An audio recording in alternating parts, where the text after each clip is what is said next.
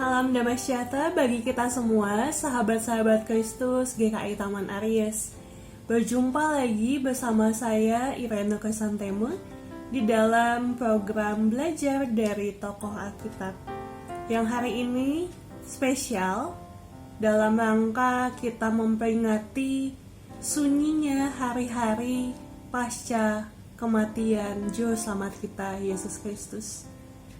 Di hari ini sahabat, kita bersama-sama mau membaca satu perikop Alkitab.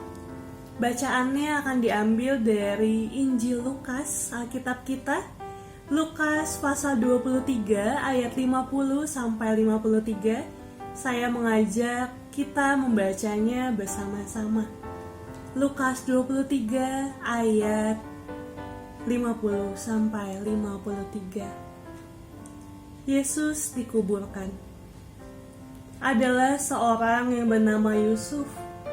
Ia anggota majelis besar dan seorang yang baik, lagi benar. Ia tidak setuju dengan putusan dan tindakan majelis itu. Ia berasal dari Arimatea, sebuah kota Yahudi, dan ia menanti-nantikan kerajaan Allah. Ia pergi menghadap Pilatus dan meminta mayat Yesus. Dan sesudah ia menurunkan mayat itu, ia mengapaninya dengan kain lenan, lalu membaringkannya di dalam kubur yang digali di dalam bukit batu, di mana belum pernah dibaringkan mayat. Demikian pembacaan Alkitab kita pada kesempatan kali ini, yang mengisahkan cuplikan kisah Yusuf dari Arimatea yang memang sungguh menarik kisahnya untuk kita telusuri. Kenapa? Karena sangat singkat, tetapi di dalam bacaan kita tahu bahwa Yusuf bukanlah sembarang orang yang menawarkan bantuan untuk menguburkan jenazah Yesus Kristus secara layak. Di dalam bacaan kita tertera bahwa Yusuf adalah salah seorang anggota dari Majelis Besar Mahkamah Agama Yahudi. Kalau zaman sekarang, bisa juga dikatakan bahwa Yusuf Arimatea ini adalah anggota kehormatan di Bait Allah Yerusalem. Nah, sahabat, hari ini Yusuf seorang Arimatea lah yang mau kita lihat bersama-sama teladan kehidupannya. Namun ada baiknya kita juga mengenal dari mana dia berasal. Dimulai dari kota asalnya yaitu Arimatea, sahabat. Sekedar informasi bagi kita semua bahwa Arimatea adalah sebuah kota kecil berbukit yang sangat indah di barat laut Yerusalem. Kalau kita lihat di peta kita bagian belakang Alkitab, kita bisa mengetahui bahwa letak kota Arimatea ini adalah kota yang memang dilingkari oleh pemukiman orang-orang asli Yahudi yang memang militan. Di situ tidak terdapat celah untuk orang-orang lain masuk karena memang Arimatea merupakan kota yang dihuni orang-orang Yahudi asli mula-mula. Demikian sejarahnya. Nah, mengenai Yusuf sendiri, ada beberapa fakta unik yang saya hendak ajak sahabat semua mengenalnya. Selain daripada identitas jabatannya ya, sahabat. Dan fakta unik ini rupanya ada di dalam keempat kitab Injil kita. Yang tadi sudah kita baca di Injil Lukas, lalu kemudian ini juga terletak di Injil Matius, Markus, dan juga Injil Yohanes. Nah, sahabat, fakta pertama yang bisa kita lihat adalah di dalam bacaan kita sendiri, di ayatnya yang ke-50, tertulis bahwa Yusuf adalah salah satu dari anggota Majelis Besar Yerusalem. Akan tetapi, disambung di ayat 51 dituliskan bahwa ia memiliki sikap yang berbeda dari rekan-rekannya.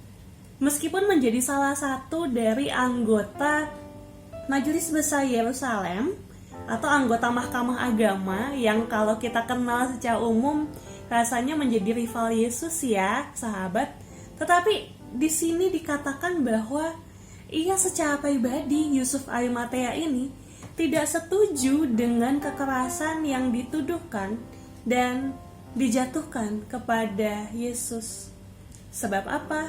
Sebagai seorang yang menanti-nantikan penggenapan nubuat Allah, Yusuf sendiri yakin dan percaya bahwa Yesus tidak berbuat satu pun kesalahan yang patut untuk dijatuhkan putusan hukuman.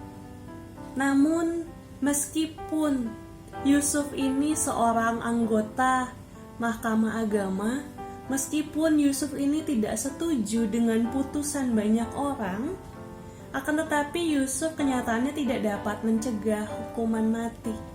Walaupun kematian Yesus disalib dilihatnya dengan penuh pergolakan batin, kenyataannya sayang sekali Yusuf dari Arimatea tidak bisa berbuat apa-apa. Pertanyaannya, kenapa Yusuf tidak setuju dengan hukuman kekerasan atau penyaliban yang diberlakukan kepada Yesus Kristus? Demikian faktanya yang kedua. Alasan Yusuf tidak setuju adalah tidak lain dan tidak bukan karena yang saya sebutkan di fakta pertama tadi. Karena ada relasi iman pribadi secara personal terhadap Yesus Kristus dari Yusuf sendiri. Yusuf meyakini, Yusuf percaya, Yusuf beriman bahwa Yesus Kristus adalah perwujudan daripada penggenapan nubuatan Nabi Yesaya. Dan kenapa Yusuf sedemikian tahunya? Sebenarnya karena Yusuf Arimatea sendiri adalah salah seorang murid Yesus. Ya, kita bisa membacanya di dalam Matius 27 ayat yang ke-57. Sedikit ada keterangan pelengkap bahwa Yusuf sang pejabat ini telah menjadi murid Yesus. Jika disimak dalam bahasa Yunaninya, dipakailah kata mateteo ho Yesu, yang dilihat jika kita mengulik dari kerangka waktunya, berarti Yusuf Arimatea ini bukanlah seorang yang baru saja mengenal Yesus. Bukan cuma saat itu tahu, oh ini Yesus, atau sekedar sekelebat mendengar, oh ini pengajarannya, bukan. Tetapi jika kita mengulik dari bahasa aslinya, bisa dikatakan bahwa meskipun Yusuf ini seorang anggota Mahkamah Agama, Majelis Besar, tetapi Yusuf tidak terpengaruh dengan situasi politik sehingga ia sendiri pada akhirnya tertarik menjadi seorang dari pengikut Yesus yang mengikuti ajaran Yesus bahkan sampai pada akhir hayat Yesus Kristus sendiri. Akan tetapi sahabat, meskipun ia adalah seorang yang berpengaruh, seorang yang kaya, seorang yang setia sebagai murid Yesus, fakta yang ketiga adalah terpapar di dalam bacaan kita. Yusuf seorang Arimatea nyatanya menguburkan Yesus di dalam suasana sembunyi-sembunyi. Kenapa? Karena ia takut pada reaksi orang-orang Yahudi di sekitarnya. Apalagi dia sendiri seorang Yahudi militan yang tinggalnya asalnya dari kota Arimatea. Di dalam Injil Yohanes pasal 19 ayat 38 dapat kita baca bersama di sana, sesudah itu Yusuf dari Arimatea, ia murid Yesus, tetapi sembunyi-sembunyi karena takut kepada orang-orang Yahudi, meminta kepada Pilatus supaya ia diperbolehkan menurunkan mayat Yesus. Dan Pilatus meluluskan permintaannya itu. Menarik sahabat, di situ diceritakan bahwa ia seorang murid Yesus, menguburkan secara sembunyi-sembunyi. Akan tetapi walaupun sembunyi-sembunyi, toh kenyataannya kita tahu bahwa kubur kosong yang dipakai oleh Yesus Kristus adalah milik Yusuf ini. Walaupun sembunyi-sembunyi, tetapi Yusuf Arimatea nampaknya memberanikan diri dan sangat berusaha sekali untuk dapat menyatakan kasih dan imannya kepada Yesus Kristus, Sang Guru dan juga Mesias yang ia yakini dan percayai. Tidak hanya berusaha memberanikan diri saja sahabat, melainkan jika kita mengulik Injil di dalam Alkitab ini dan kita mencari bagaimana tindak laku daripada Yusuf Arimatea ini, kita bisa melihat bahwa Yusuf bersama-sama mengajak Nikodemus, murid Yesus lainnya, mau mengapani serta membubuhi jenazah Yesus dengan minyak dan rempah-rempah sesuai dengan adat kebiasaan tradisi orang Yahudi. Tentu hal ini bukanlah hal yang mudah atau sederhana. Tentu hal ini membutuhkan ekstra usaha dan waktu serta keberanian yang cukup besar. Bayangkan saja sahabat, ketika jelang malam sampai malam pekat, zaman itu belum ada daya listrik, belum ada PLN. Sekarang aja kita mau zoom gitu ya, kita membutuhkan cahaya yang mumpuni untuk dapat kita terlihat di depan kamera kita dengan jelas. Apalagi saat itu lebih temaram lagi situasi penerangannya. Akan tetapi Yusuf dari Arimatea mau untuk berusaha. Di dalam ketakutannya, ia mendapatkan izin Pilatus terlebih dahulu. Baru pada akhirnya setelah dapat izin, dia dapat menggendong jenazah Yesus. Lalu pasti luka-luka Yesus dibersihin dulu dong, dan kemudian baru diminyaki dan juga dibungkus, dikafani dengan kain lenan yang terbaik. Bukankah hal itu menunjukkan Yusuf dari Arimatea sangat berusaha untuk memberikan yang terbaik di dalam kondisi ketakutannya? Kalau kita pikir dan bayangkan situasi zaman itu, nggak mungkin dong mayat Yesus tidak terlihat oleh orang lain. Akan tetapi apa yang dikhawatirkan oleh Yusuf Arimatea ini nyatanya ditembus juga oleh dirinya sendiri. Karena apa?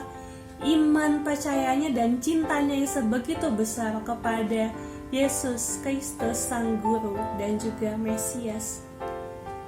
Uniknya, tetap Yusuf di dalam situasi ketakutan hatinya akan reaksi orang-orang Yahudi, ia bertindak dengan bijak di dalam senyap. Tidak banyak omong, tetapi langsung bertindak menyatakan kasihnya, menyatakan imannya melalui perbuatan memberi yang terbaik, penghormatan terakhir bagi Yesus. Di sini kita dapat melihat betapa luar biasanya pengaruh iman kepada Tuhan Yesus yang memang dimiliki Yusuf sebagai seorang murid.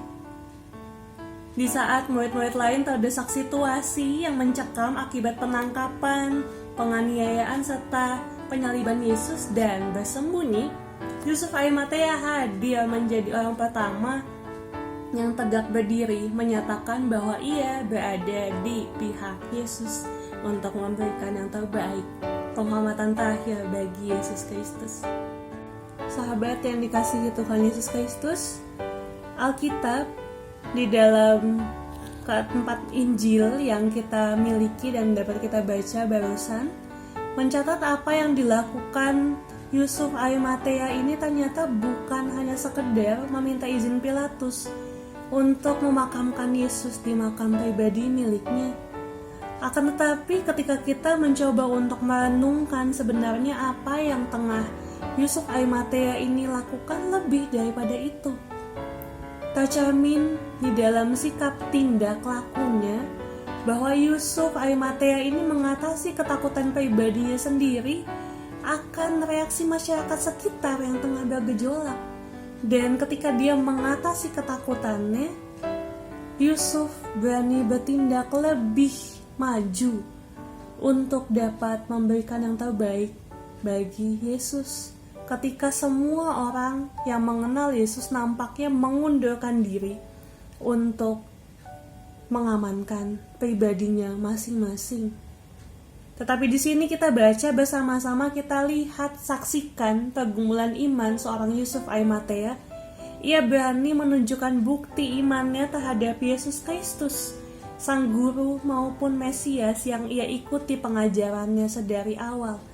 yang menunjukkannya bukan sekedar dalam gegap gempita atau di dalam pengumuman besar-besaran, tetapi Yusuf menunjukkan imannya di dalam kebijaksanaan, dalam senyap. Yusuf menunjukkan imannya di dalam senyap, sebab ia tahu bahwa berani beriman adalah soal bagaimana bertindak dan berperilaku daripada sekedar berkata-kata. Beriman adalah soal mencintai dengan sepenuh hati dan menghidupi apa-apa saja yang memang kita cintai itu dan hayati di dalam tindak laku kita sehari-hari. Tidak hanya sekedar mengumumkan I love you, tetapi lebih kepada menunjukkan apa arti daripada cinta kasih yang memang dirasakan Yusuf terhadap gurunya sendiri yang memang ia ikuti sedari awal pengajarannya. Nah sahabat, bicara tentang bagaimana beriman, hari ini kita tengah berada di dalam masa penghayatan iman yang tetap hidup meskipun dalam kesunyian pasca kematian Yesus Kristus di kayu salib, yang hari ini juga kita kenal di dalam kalender gerejawi sebagai masa Sabtu Sunyi. Bagaimana kita di dalam hari ini menghayati iman kita yang tetap hidup di dalam senyap, kita belajar daripada Yusuf Arimatea ini.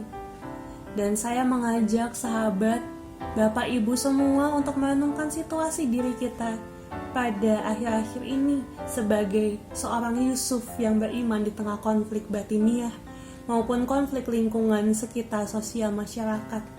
Bagaimana sih ketika kita tidak setuju pada kekerasan, tetapi kita harus menahan diri mengikuti dan menerima kenyataan? Contohnya, belakangan ini sahabat, tentu kita dikejutkan dengan berbagai berita mengenai ledakan di gereja katedral Kota Makassar. Dan juga kita tertegun dan was-was terhadap berita penyerangan di Mabes Polri Jakarta. Dan mungkin saja dari hal-hal ini dan juga berita-berita lainnya yang kita baca maupun kita dengarkan daripada sosial media kita, bisa saja meredupkan cahaya iman kita di dalam hati kita dan kehidupan kita sehari-hari.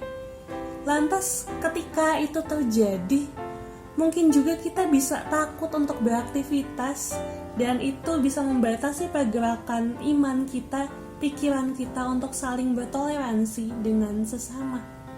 Akan tetapi, bisa juga di sisi lain mungkin saja ada di antara kita sahabat yang kita cepat tanggap menyerukan keberanian kita di media sosial menggunakan berbagai hashtag.